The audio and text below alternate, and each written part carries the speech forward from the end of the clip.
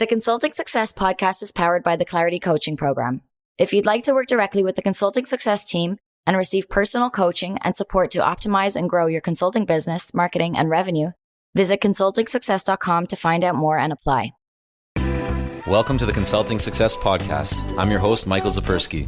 In this podcast, we'll dive deep into the world of elite consultants, where you'll learn the strategies, tactics, and mindset to grow a highly profitable and successful consulting business. Hey everyone, it's Michael Zapersky, and today I am here with Dave McKeown. Dave, welcome. Hey Michael, thanks so much for having me. It's great to be here with you. Yeah, love the energy. Let's dive in. So Dave, you're a founder, a keynote speaker, you're an author, and you help leaders set and achieve strategic goals. You're the CEO of Outfield Leadership, where you've worked with clients like FedEx, O'Reilly, Salesforce, and many others. Let's start off today going back in time, 2010. You were working at Accenture. Before that, I know you spent so originally from Ireland, then some time in Scotland. You're now based in the US. But take us back to the time, at Accenture. What for you at that time? Like, first of all, what was it like? What was that experience like for you to be working at a well-known consultancy? It was a fantastic experience. And if anybody's in the early stages of their career and looking for a place to really hone some consulting skills, can't recommend getting some experience under your belt with a larger organization. Gave me a really good perspective on what it meant to be an effective leader in a large organization, and then also how to problem solve and approach clients and develop some really good early stage consulting skills. So I loved it, had a great time there, but I always felt that ultimately I wanted to move on and do something outside of that. There was always this sense of it just being such a large organization, and I wanted to get some experience in some other environments. Was there anything during that time, like, you often hear about people working at larger consulting organizations that their hours are crazy, they're being, driven just to high levels of stress. Was there anything about that experience from a lifestyle perspective that was challenging for you? I think all of the things that you talk about do happen, and they probably happen more than not. I was pretty fortunate, actually, that the project that I was placed on, I was in Accenture for close to 4 years, and I was on the same project for almost that entire time. It actually was in one of the industries that wasn't as hard charging. So I was in the healthcare division. We were working with the National Health Service of the United Kingdom, which is notorious for starting at 9 a.m. and clocking off at 5 p.m. So I had all of these peers that I joined with who were going and working in, financial services and tech, and their clients were up till 11, 12, 1 o'clock and at night. And, I actually kind of lucked out a lot that the requirements in that perspective weren't so heavy on me. I did have to spend a lot of time on the road, and actually for a whole bunch of reasons ended up living essentially in 2 different hotels for 3 years. One was during the week whenever we were with our client, and then the second one was it actually, for personal reasons, made more sense for me to stay in a different hotel during the weekend rather than go and stay in an overly priced apartment in London. So I spent a lot of time in hotels. Right. Okay. Well, hopefully you got some perks with all that time. When you kind of, again, look back in hindsight, is there one lesson that you learned, like a really important lesson that you feel that you were able to apply to your consulting business that by far and away just had, extraordinary or substantial impact more than other things, whether that's something that you're doing now currently and kind of still keep with you, or something that helped you in the early stages? Anything stand out for you? My manager, my boss during the time there, had an incredible ability of getting individuals or groups of people to really understand the root cause of problems and challenges that we were dealing with, and to stay relentlessly focused on solving that challenge. And I observed this over and over and over and over again, both in the personal interactions that I had with him and then also these team environments. And it was fascinating to watch because he did it in such an unassuming way. But, the world of consulting it can be a little emotional. You're talking with people with egos and teams, and you're trying to move towards a common goal. And he just had this brilliant way of just getting everybody to focus on challenges that we could fix, that we could overcome, rather than, staying fixated on emotions or ego or personal aims or goals. And that was something that I think that I observed in him and was able to develop in my own approach with the teams that I work with. And I think it's a very useful skill to have as a consultant. Yeah. So I'm going to have to dive deeper into this a little bit to make sure we're serving the community and all of our listeners, and can't let you off the hook too easily there, Dave. So break that down a little bit. Can you kind of share maybe an example, either at your time at Accenture where you were kind of witnessing this firsthand, or when you've been able to apply it in your own business with teams and clients? I just want to make it more tangible for everyone. How would you go about making it so that it was easier to identify those problems and also appropriate or effective when you're dealing with different egos, which anyone that's in client services or professional services, right, deals with pretty regularly? If you just think about a broad question, like what are some of the challenges that you're dealing with right now? That can be a question that you ask a client at the beginning of an engagement. It can be a question you ask a team of people halfway through an engagement. It can be a question you just ask somebody on a regular conversation. Often, whenever you ask what challenges are you dealing with, the person responding or the team responding will lay out a litany of issues.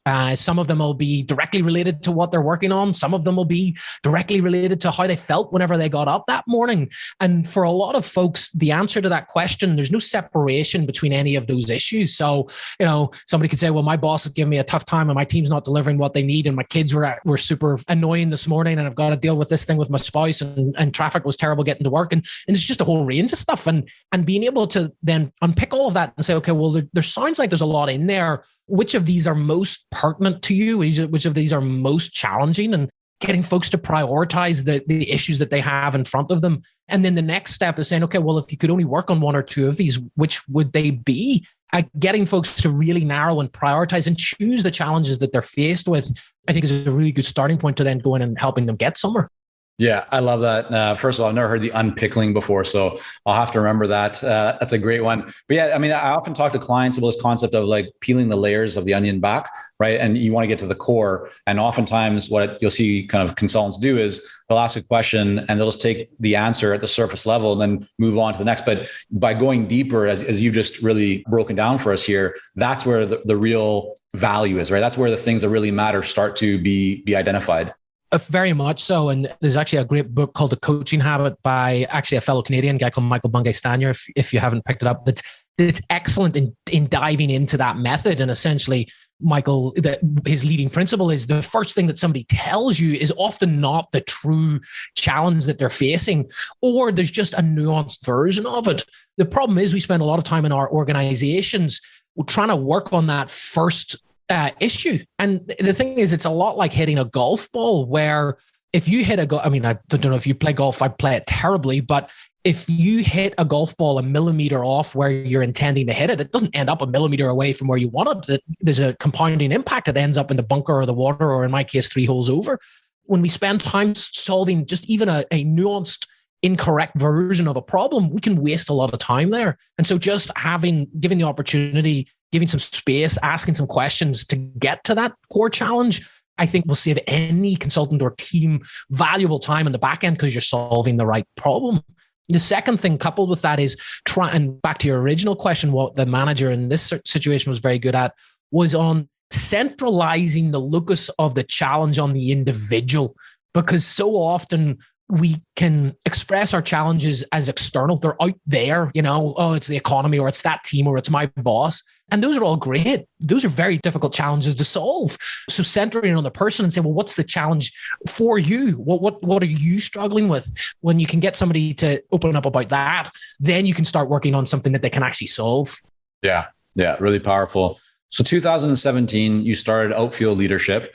You mentioned you had, this drive and kind of desire to go out on your own. How long did it take you to feel like things are working, like kind of reaching that tipping point where you felt enough confidence to not think about ever going back to the corporate world and just know that okay, yeah, things are moving in the right direction? Was that weeks, months, years? Kind of give us a sense of at what point did you feel that you'd reached that tipping point? Probably a year or so. I knew that I could do it, but on my own. And beforehand, I was working for another boutique consultancy company. And I knew I could do it on my own, but I didn't have the track record. And I had a lot of my identity was tied up in the previous organizations that I was working with. And there's always a backstop there. If you're part of another organization, there's always a safety net there. But I think it wasn't all at once. So you get your first client, your first couple of clients. I do some keynote speaking as well. You get your first keynote gig. And I think it just, at some point you wake up and you realize, you know what, even if it's not always going to be smooth sailing, which, in our world isn't always, it's something that I'm prepared to make work over the long term, no matter what happens. And the more that I got away from the corporate world, the more that I realized that I think I'm ultimately ill-fitted for it. It just doesn't fit with who I am and how I show up. Yeah. As you encounter some of those challenges along the way, as we all do, for you, where do you go in your mind, or what do you turn to overcome those challenges? Like when that first year or so, everyone, we do think like, am I cut out for this? Should I go back, do something else? Like when you reached or hit up against those roadblocks, what did you do? I mean, do you read? Do you talk to people? Like, what have you found that's been most helpful? And even today, like when you encounter challenges in the business, how do you find that you're able to push beyond them? I like to do a reflective exercise, and I do this, my wife and I do this quite often. We ask each other and ask ourselves, if you said to the version of yourself a year ago that this is where you would be a year from now, would you take it? And almost always, I don't think the answer has ever been no. I don't think, just given whatever the circumstances we've gone through, I've been fortunate enough that even in the hardest of hard times, I reflect back and go, no, I would still do what I did to get to where I am. Like, that is good. And I think so often we forecast out where we hope that we want to get to, and we compare where we are to that rather than comparing that to where we were. And comparing it to where you were is almost always a much fairer comparison for your level of success. So I do that exercise quite a lot. It's very helpful. Yeah, no, I think that's just really on the mark. I see this a lot as well with clients, who I think all of us as entrepreneurs, right, and business owners, we tend to always focus on like the future goals and forget what we've done to get to where we are, not actually take the time to appreciate what we've accomplished. But you're right, looking back and going, okay, like where was I 6 months ago, a year ago? Have I made progress? Wow, look how much I've actually accomplished. Can help you to feel good, to see, okay, well, I've gotten to this point. Now let's look at where I want to get to next. So that's a great exercise. I appreciate you bringing that back up. Very much so.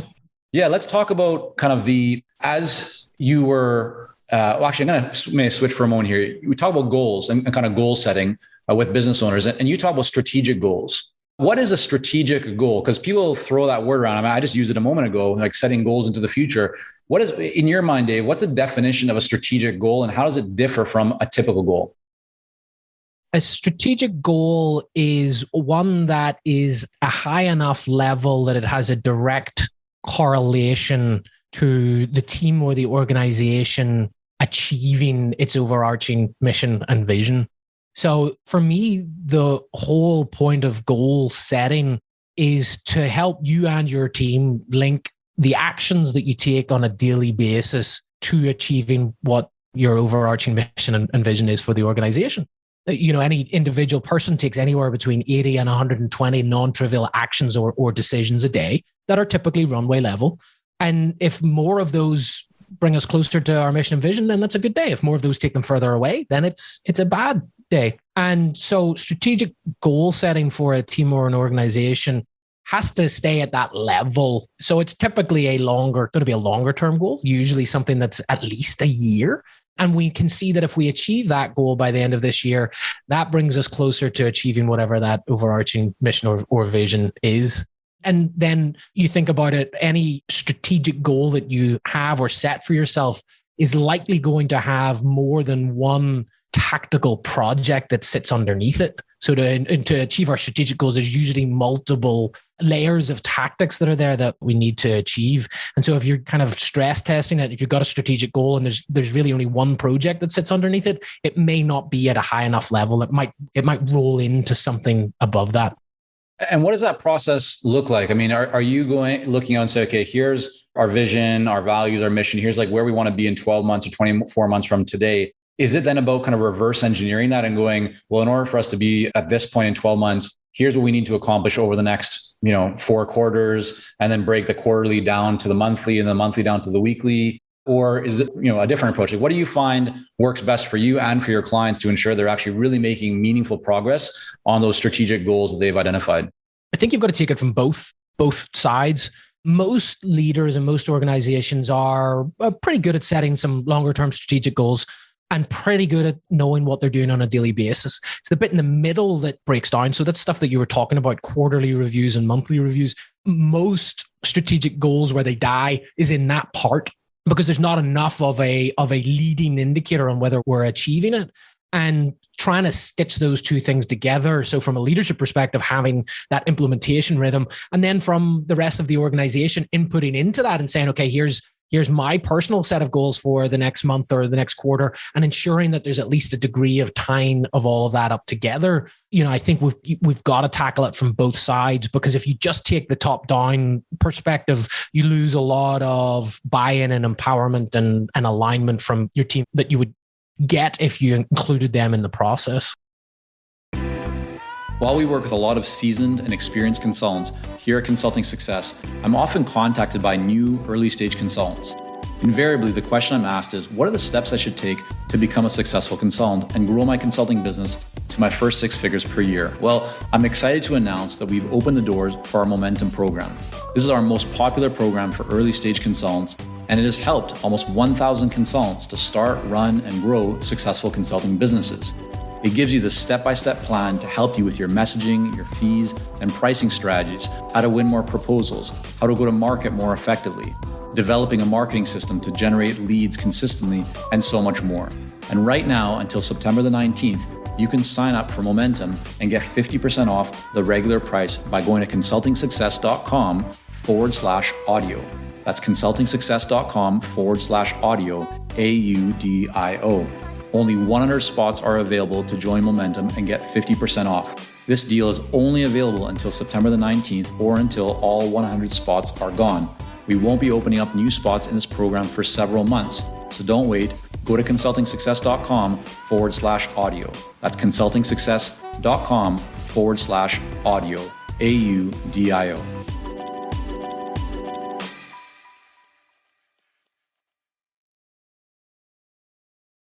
Your website, Dave, focuses and kind of puts a spotlight on your workshop, right? You have a big kind of in the main navigation says workshop. Is that the main offering that you have, or are there other offerings? Like, kind of take us through what are the different product services that you provide to the marketplace? Most of the work that I do with organizations starts with a 2-day strategic planning session. So usually somebody comes to me and says, hey, Dave, I've read your work. I've seen you speak. Like I said, I do some keynote speaking. Would love for you to work with me and my team on helping some longer term planning. And in spending those 2 days together, we do 2 things. One, we create a plan for the next 12 months for the team, or we review their current plan and make changes to it if necessary. But secondly, it gives me the opportunity to assess how well that team functions together and where some of the issues and the challenges are. You know yourself that a good strategic plan is only as good as the people that are there to implement it. And one of the biggest downfalls or where strategic plans falter is if the leadership team isn't developed enough, they don't have the skill set or the tools to really build an implementation rhythm, or they don't have the ability to assess new inputs into their world to make changes or tweaks to that plan as they go along. And so after those 2 days, I usually come back and say, okay, well, here's the plan that you built. It looks great. And also here are my thoughts on how this team works together. Here are where some of the strengths are. Here are where some of the development issues are. And at that point, then I engage a conversation that says, do you want some assistance on helping to address those? Because ultimately that's where this is going to succeed. Right. And so that strategic session, is that the workshop? It's essentially like a 2-day workshop. Got you. And how do you find that most people reach out to you to begin the conversation of the workshop just by coming to your website? Is it they've read, some of your content? I know you have you're a columnist, or you publish on Inc. Or is it through your keynote speaking? Like, which is the channel that you find drives most of the inquiries and kind of leads coming into your world? Mostly it's through speaking. Secondly, it's through reading the book. And third, it's through referrals. So, it's all in, there's all a degree of warmth there. I don't get a lot of cold folks calling and saying, hey, I stumbled across your website, let's talk. There's usually a degree of education that's happened. Gotcha. Okay. So either they're reading, there's a referral, they see you speak, then they contact you. There's a 2-day workshop. That's kind of like what in our world we often describe as a discovery offer, a starting point. And then from there, you're identifying and providing recommendations for the client and ways to assist them. And that would then turn into a full engagement. Is that correct? Yeah, that would be a longer term engagement. And so there's usually some version of, okay, there's some team assistance. So how do we build, an implementation rhythm and ensure that your team has the skill set to make high quality decisions for the organization? And or there may be a recommendation for some ongoing one-on-one coaching with either the CEO, the president, or some other folks on the executive team to try to help glue all of that together. And that ends up being a longer term engagement. And then Dave, what do you do when a client or a prospective client comes to you and says, hey, Dave, I saw you speak, I'd love to get your help. I don't want to do the 2-day workshop thing. Let's just dive right into like a longer term engagement. We know what the issue is. Let's just get started. How do you respond to that? How do you handle that kind of situation? It's funny because it does happen. And often my response is, I'm perfectly comfortable. We can do that, and I'll go and engage in a normal discovery call and I'll say, okay, we can come up with some recommendations based on that. However, I want you to know that there will likely be some shifts and changes as we engage in this. And here are the 2 or 3 things that might likely come out. And, it's your call. We could save some time and money at the front end by doing this and discovering some of those issues, or we can move forward and we'll have to address them as we go. And, that can then go either way. Either they go, oh, you're right. Yeah, let's start there. Or they can say, you know what, let's dig in and let's go with it. And we see what happens. What percentage of your business would you say starts with the 2-day workshop as opposed to full engagement?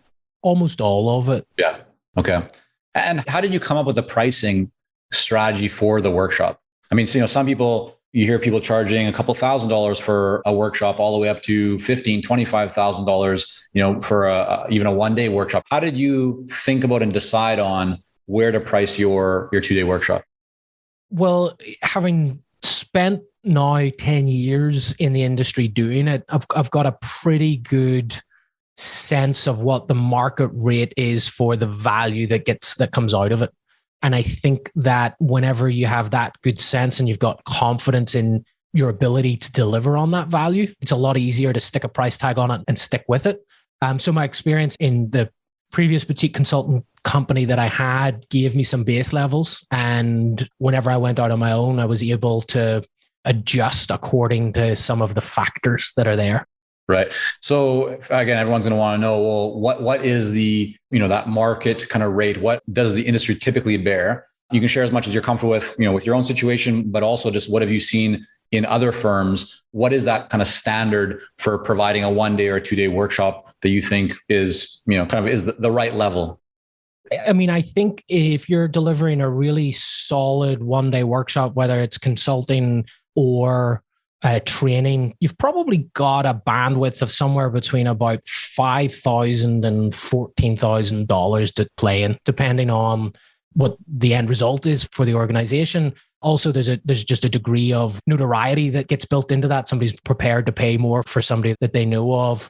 My sense is anything more than the 14 and you have to be in big, well-known territory. And probably anything less than 5, and you're maybe selling yourself a little short. But that window of like 5 to 14, I think, is a place to play. And so when you came with your pricing strategy, did you essentially say, okay, it's somewhere in that range? I'm doing it. This is a 2-day, not a 1-day. So it's just essentially doubling that fee, or did you compensate for essentially expenses or like sunk costs? Like, how did you think about the 1-day versus 2-day pricing? Yeah, I think that you get the room to play in there and see what works. I personally don't just double the time. I think that you've got to tread a fine line between tagging a price to your time versus tagging a price to the value that you bring. Now, it can't always be that way because, of course, you can say that to the client, but you're always thinking in your head, well, how much time is this taking from me anyway? I do think that there's, to use that old celebrity like diva line, there's price to just get you out of bed, right? So if you think of whether it's a 90-minute keynote or a 1-day workshop, there's a price to just get you there. Once you're there, however, particularly if it involves travel, you've done the travel, you've made that happen. How does that then play out over a day or two? And so you take the 1-day, if it's a 2-day, then there's an increment that's not as close to a full 2-day fee. Have you increased your pricing over time? or is it steady for last several years? What's the progression there been in your pricing? After about a year, I incremented a little bit. I think I brought it down probably that first year just to test the market and see what it could bear. And then as you get busy, you get to then, your time is the scarce factor there. So you get to put it up and see if the market will bear it. I think COVID has caused an interesting pause on a lot of stuff. I think I was getting to the point of evaluating increasing it again. And then that happened and I've just put a pause on everything. And I'm hoping that probably in the next 6 to 12 months, we can go up again. Yeah. So Dave, you are the facilitator for that 2-day workshop. Have you ever thought about building a team to help kind of with, delivery of the workshop or even delivery of a full engagement after the workshop? Many times. It's a conversation that I have internally with myself and with my wife quite a lot. In the previous company that I was with, that was my sole goal. So it was actually the family business. My father was a solo consultant and solo facilitator, and he said, I want to build a team out of this. So we went down that path and went down that process. And it has huge upshot, and it's also a lot of work. I think we assume that it's super easy to just get somebody in and say, well, this is what I do, you go do it. But, just the root of codifying what it is that you do, training somebody to do that, quality controlling that.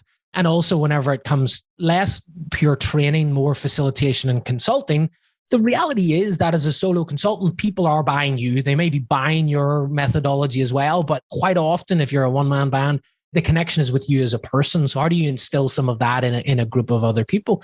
But then if you go down this route, you get the opportunity to scale, to grow a bit more. You're not the one that has to necessarily get on the plane and do it all the time. But then you've got an extra overhead of managing that side of things. And so it's all about being intentional with what you do. When I set out to build what I'm doing now, I said that's a decision that I might want to make. I don't necessarily want to make it right now, but I want to build enough systemization. I can't even say that word. Enough systems and process systemization. Thank you. Yeah. Into what I'm doing, that should I make that decision at some point, it'll be a little easier to do that. Yeah, that's great. We have a lot of resources on doing that. I've worked with my consultants. So chat after, I can send you some links or different things that might help in that journey. But that's really interesting. For you, what would it take, in order to, in your mind, to say, yeah, I'm now ready to build that out? Is there something in terms of a desire, or is there something you would need to have in order for it to be worthwhile for you? Or if you really think about it, is it, I'm just happy staying solo and staying kind of very lean and profitable? What's that conversation in your mind right now? Happy at the minute, definitely staying solo and lean. I think it would be market driven for me right now rather than personal driven. So if it got to the point where I was turning down some serious work because I, couldn't go out and do it because it was overbooked, that would be the point that I would seriously consider making that transition and making that leap. Yeah, I think that would be it. Yeah. So you mentioned COVID, and certainly for many people who generate leads or even generate revenue through in-person speaking, right, as you did, COVID posed a pretty big challenge. What's that been like for you in terms of moving more to kind of, the virtual online stage? Have you made any big shifts in your business that still remain today as we're now, starting to see some of the light at the end of the tunnel when it comes to COVID? Well, first of all, whenever all of this happened, the thing that I said to myself was, I am not just going to replicate what I do offline in a virtual setting, because it's just a different medium and it's a different way of delivery. And I'm not sure that everybody quite got that. My goal in any session that I deliver is to craft a really compelling experience for the participants, and merely sharing some slides on a Zoom call with a wire, with your, Apple wired microphones is just not going to cut it. So I invested a lot of time and money in building out a virtual studio here that would allow me to do that. And then just also getting much better at creating a compelling virtual experience, because you're not able to rely on the energy in the room to carry the session. And so you've got to draw that out of the folks a little bit more. I think it's now going to be fascinating to see when you look at the prospect of truly hybrid sessions where, you are in a room with 20 other people and then there are 60 other people that are dialed in. I don't know whether that's going to be prevalent or not, but it'll be fascinating to see how that can be done, because I think that gives another opportunity for speakers and facilitators and consultants to just hone another part of their craft. Yeah. Have you found any tool, technology that's helped you to make that environment richer and just more effective and valuable for your clients in terms of any tools or anything that you've done, software, just things that have helped you from the online kind of virtual standpoint?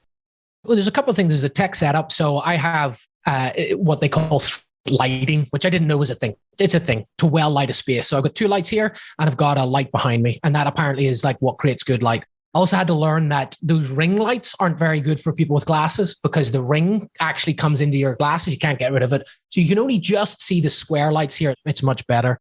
I've got a large monitor here with actually 2 webcams on it that allows me to switch my view if I need to, if I'm talking to the audience or I'm looking at my slides. Investing in a good microphone and a good setup that way, I think, is huge. But then so that's just the tech side of things. And we all know that tools are just tools. Finding in other places where virtual training is happening and getting inspiration there, I think is also really important. Funny thing was I bought, just before the lockdown, I bought a Peloton, and watching how their trainers essentially make the same shift, which was away from a hybrid model to a purely virtual model, was fascinating. And just seeing how they engage a completely virtual audience, I took a huge number of tips away from them. I think it's like learning any skill, just trying to find examples of being well done in practice, I think can be really helpful.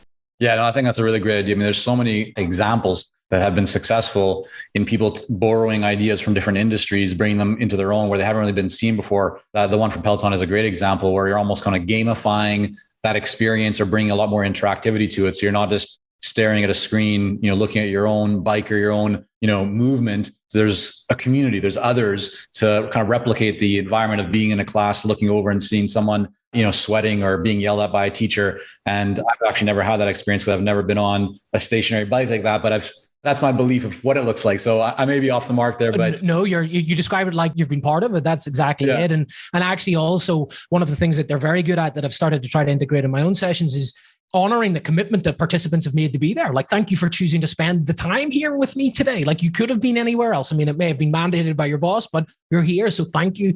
Intention setting as well. Like, what do you want to get out of this session? Why are you here? What does success look like for you? How can I best serve that and help you get there? I think is really, really helpful in a virtual setting because there's so many distractions, right? And I think when we try to implement gimmicky ways to engage people without giving them the opportunity to truly set their intention, then it can fall a little flat. But if you just look at somebody and say, look, you're here, you've chosen to be here, thank you. What you get out of this time is directly related to what you want to put into it. So let's spend a couple of minutes and give you the opportunity to reflect on what you want to put into this. And there's no right or wrong answer about that. It's just about you checking in with yourself.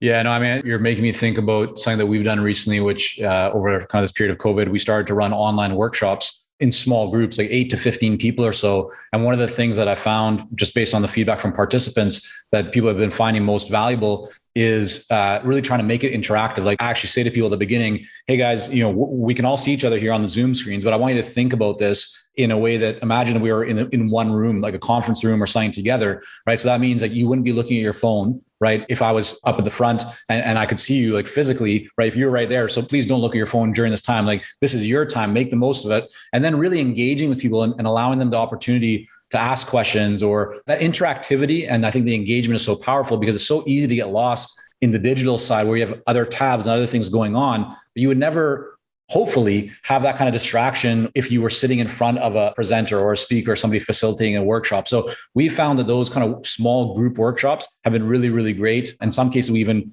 spread them over a couple of days so people have time to reflect on what we've learned or what we've kind of gone through in day one. And then they can work on that and come back a few days later or a week later. And we then do the second session. And now they can actually get feedback and critiques on what they've done in day one. So that's just a little structure that we found to work really well. I think ties into exactly what you've just been talking about, Dave.